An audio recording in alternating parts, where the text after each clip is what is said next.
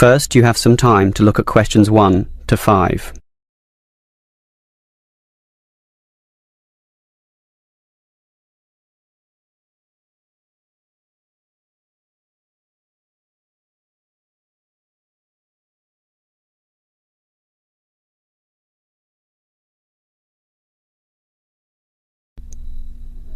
Now we shall begin.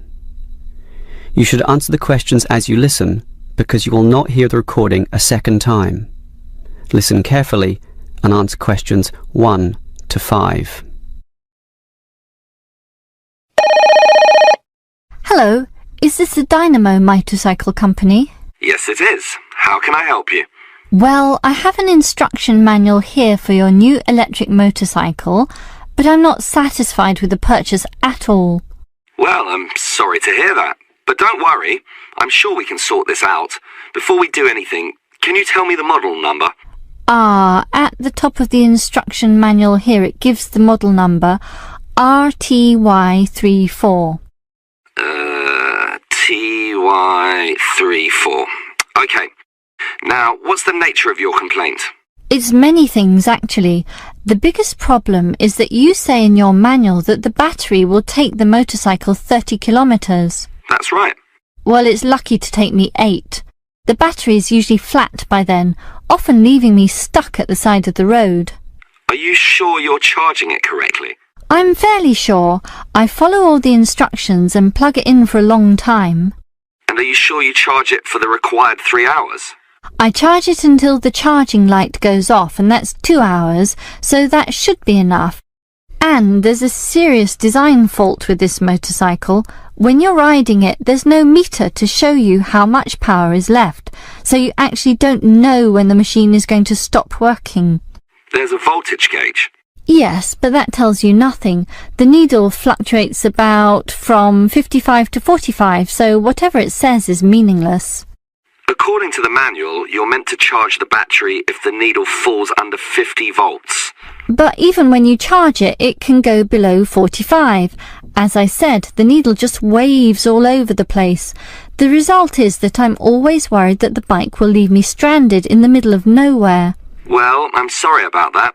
Sure, but what are you going to do about it? Unfortunately, we don't have a refund policy. But if you take the bike to one of our shops, our mechanics will look at it. Perhaps there's a problem that we can fix. The gauge, for example. The other problem is the battery. I actually weighed it, and it's almost 6 kilograms. Yet you say in your manual that it weighs only 3.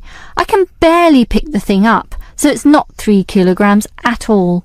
Maybe you purchased the wrong model by mistake. I doubt that very much. Basically, I think I've been defrauded, and I'd like to know what you're going to do about it. All right, I'll put you through to our complaints department. Before you hear the rest of the conversation, you have some time to look at questions 6 to 10.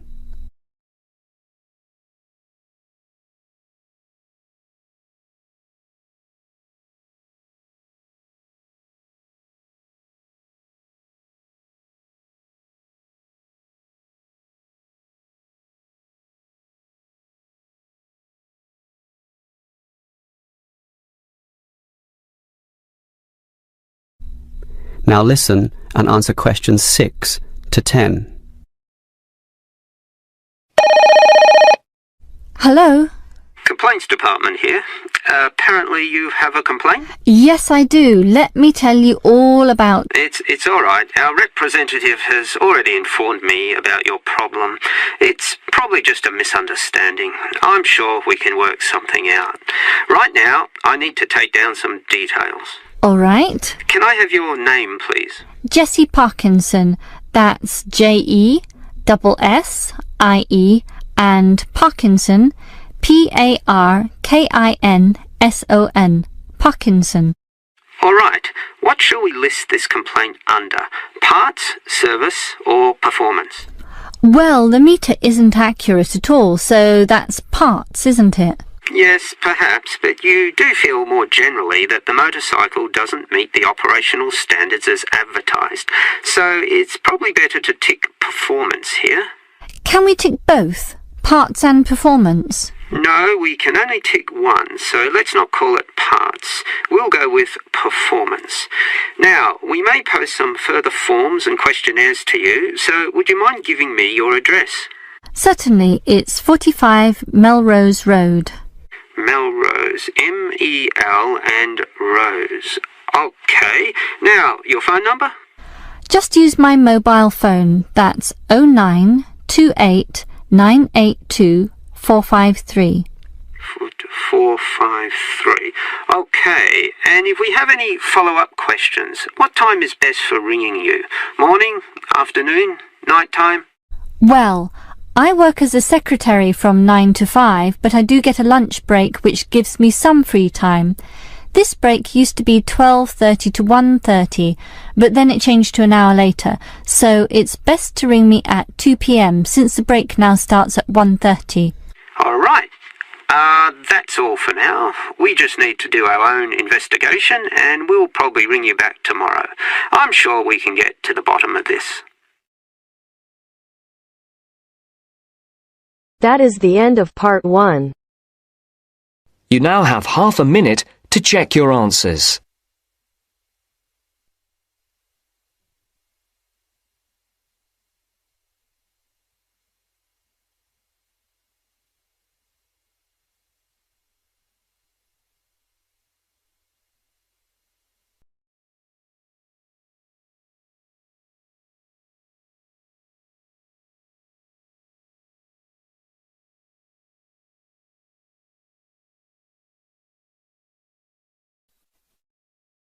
You will hear a trainer giving a talk to people who want to learn outdoor survival skills. First, you have some time to look at questions 11 to 16.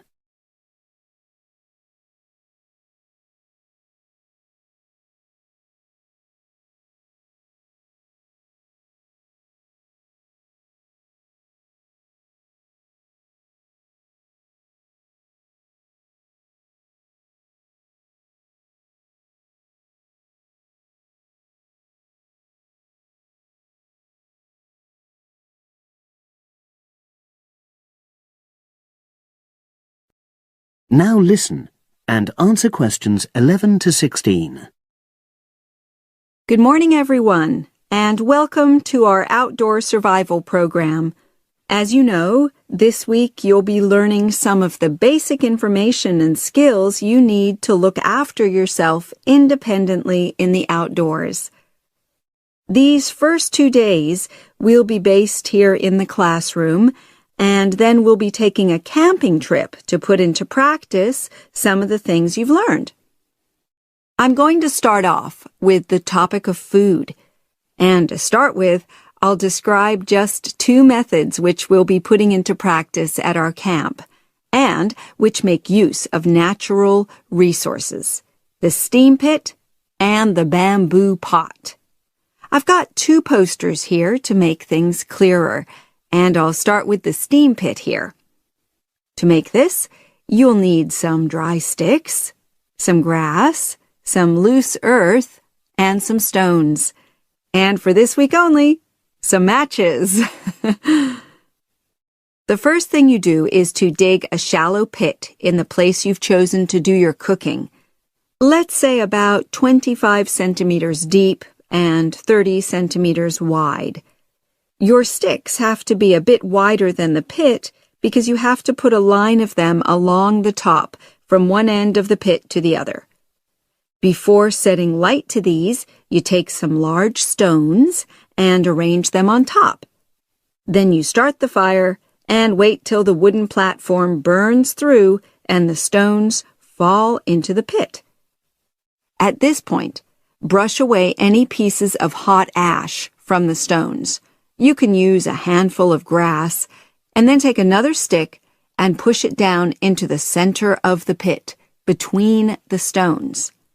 After that, you cover the whole pit with a thick layer of grass. And then you can put your food on it, wrapped in more pieces of grass, like parcels. Finally, cover the whole thing with earth. You have to pat it firmly to seal the pit. Then all you have to do is take the stick out and pour a bit of water into the opening that it leaves. It should take about 4 hours for your food to cook, as it cooks slowly in the steam that's created inside the pit. Now you have some time to look at questions 17 to 20.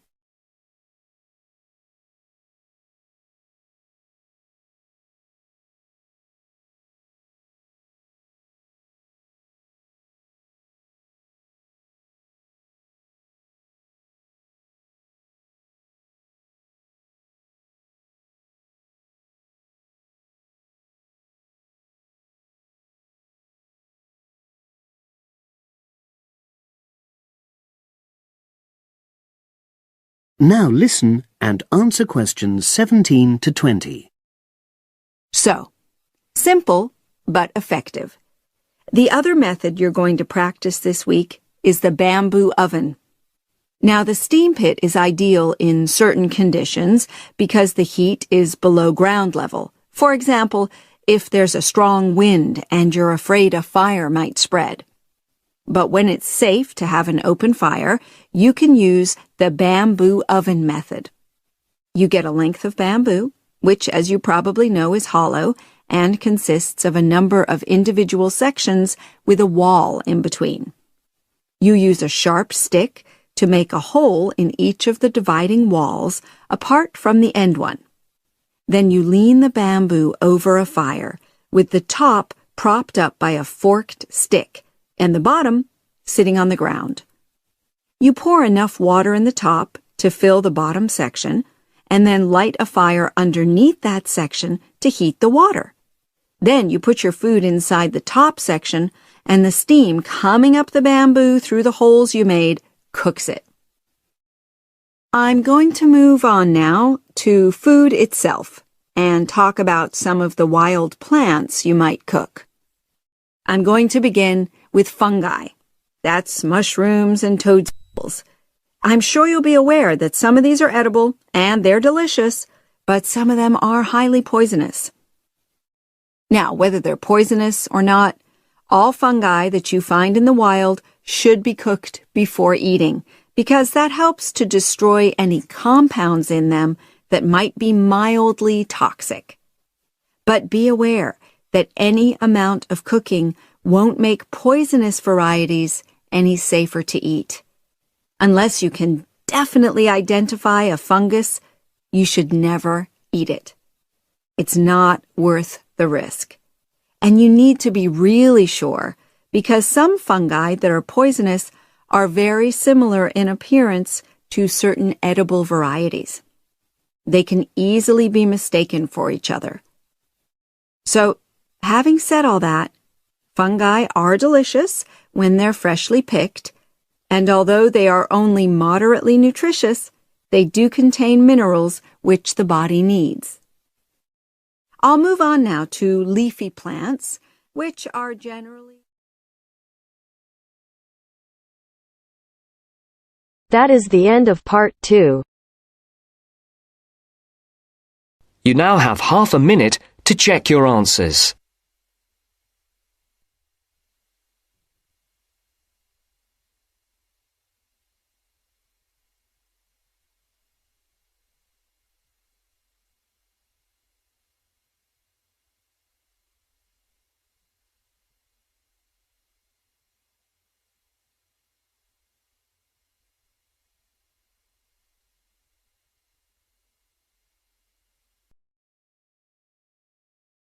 Now turns to part 3.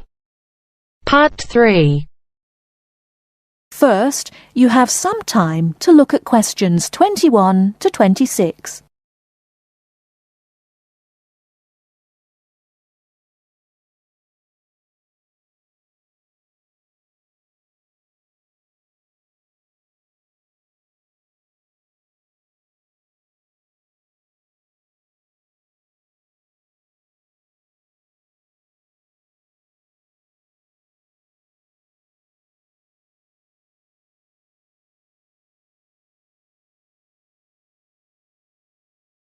Now listen carefully and answer questions 21 to 26. So, what was it like in your school then, Lynn? Well, South African schools are very different from schools in Australia. For a start, children don't start their schooling until they are 7, quite a bit later than schools in Australia. What about New Zealand, Gail? We're more like Australia. I can't believe children don't go to school until they are 7. When do the parents get any free time? Well, there's still the availability of kindergartens or play schools. It's just that formal education doesn't start until later. I don't think it's such a good idea for children to have to be too academic at such a young age. They should be able to just enjoy themselves. Well, yeah, but the first school children go to isn't really very academic. It's just an opportunity for children to learn a few basic social skills by playing and learning with other children. Yes, I'd agree with that. I guess being so close, Australian and New Zealand schools must be similar then.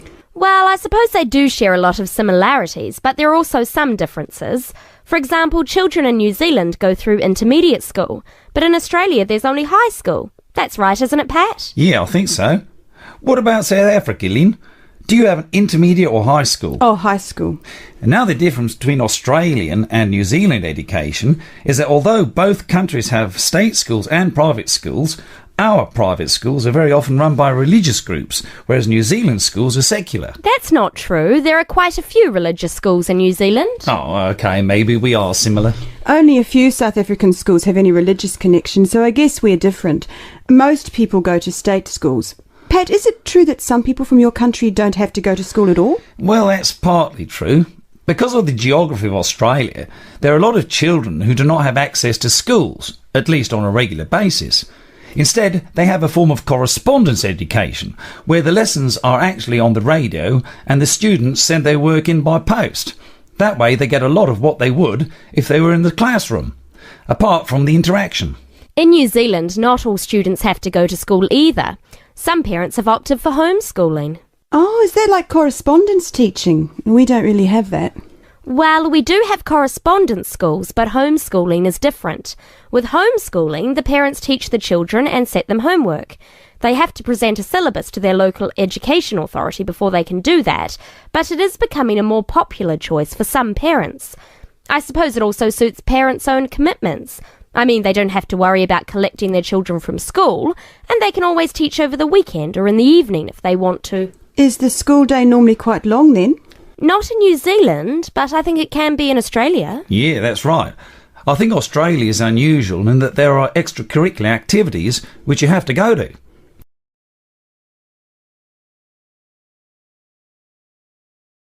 Before you hear the rest of the talk, you have some time to look at questions 27 to 30.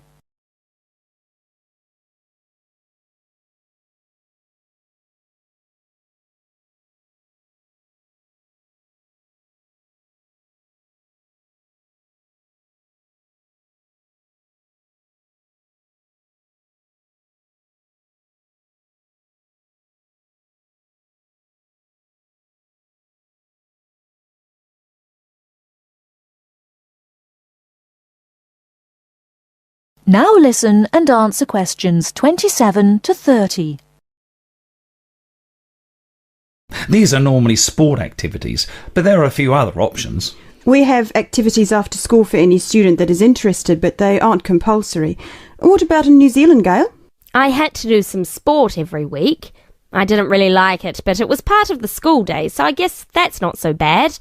Anyway, I spent 2 years at boarding school, so things were a little different. Boarding school? What was that like? Well, the thing I remember most about it was the strict dress code. There were restrictions on everything. You had to wear a school uniform almost all of the time, and it had to be cleaned and ironed. The length of your skirt had to be no less than 1 inch above your knees when kneeling down. Sometimes we used to go out on school trips or just at weekends with a few friends, but whenever we were outside the school we had to wear a hat. There was one teacher who always used to give me extra homework because my socks weren't pulled up, and that was in the school late in the evening. I suppose it wasn't that bad, but at the time it felt like a prison. I kept getting into trouble for something. Most of the time I forgot something, normally my school badge. We had to wear that all the time, in the school and out, because it had our house colours on it. Wow, that doesn't sound like much fun. No, but it was a good education, I suppose.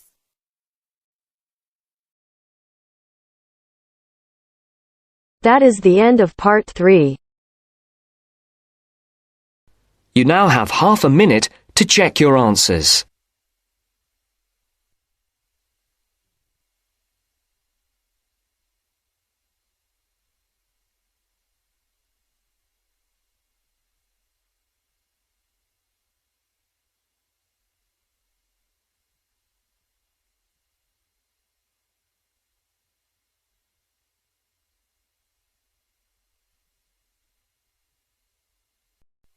Now turns to Part 4. Part 4. You are going to hear a lecture on ecology. First, you have some time to look at questions 31 to 35.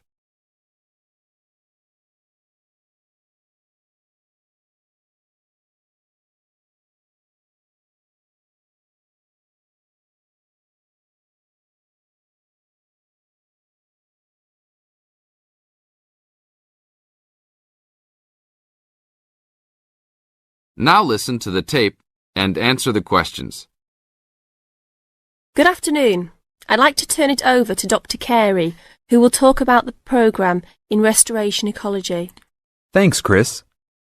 A lot of people think that human beings can do whatever they want to the environment. But as Aldo Leopold taught, land is a system of interdependent parts which should be regarded as a community and not a commodity. Well, that idea has influenced what we teach here in our program, where students come from all over the world to learn about restoring native plant communities back into an ecologically natural state. This field is therefore a combination of formal science with practical applications, and that is quite attractive to many people. We have students, for example, from many different nations who come just to take part in this unique program. Our location is also quite unique. We have the world's oldest restored native plant community in Curtis Prairie at the Wisconsin Arboretum. Some say that this is proof that the science of restoration ecology was birthed in Wisconsin. Well, that may be oversimplified, but our reputation is strong. But students don't have to study prairies only.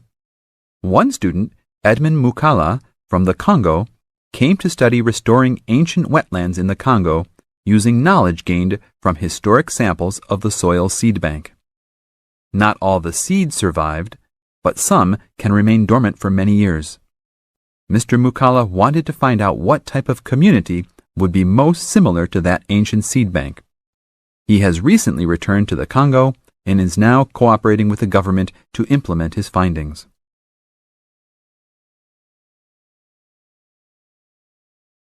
Now look at questions 36 to 40.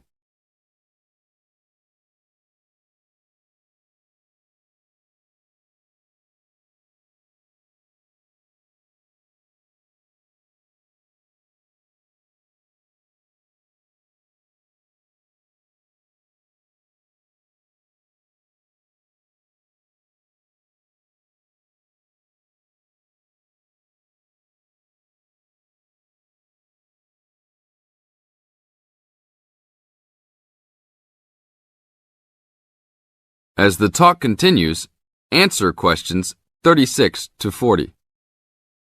So the only prerequisite for doing research here is that it is a native plant community.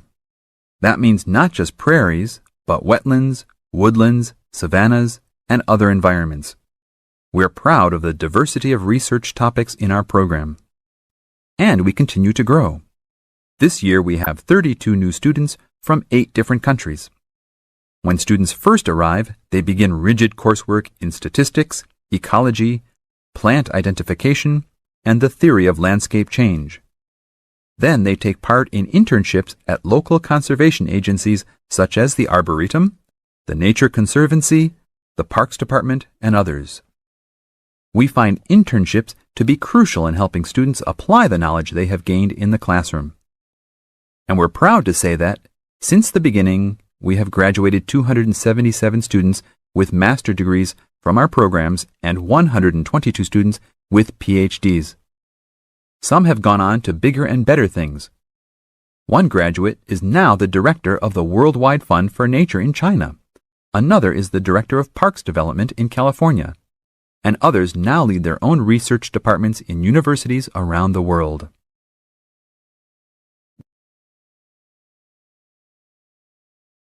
That is the end of part 4.